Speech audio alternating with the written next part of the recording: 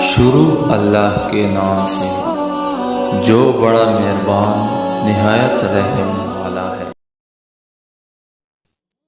السلام علیکم ورحمۃ اللہ وبرکاتہ۔ ناظرین کرام، آج ہم ایک ایسی دعا کے بارے میں پڑھیں گے جس کے پڑھنے سے آسمان اور زمین کے درمیان خلا کا نیکیوں سے بھر جانا ہے۔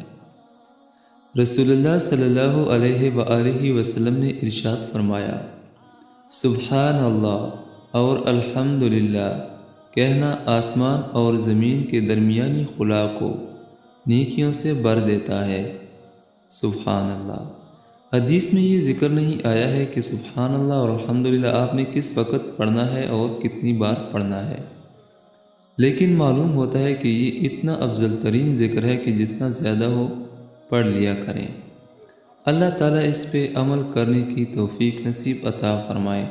آمین ثم آمین۔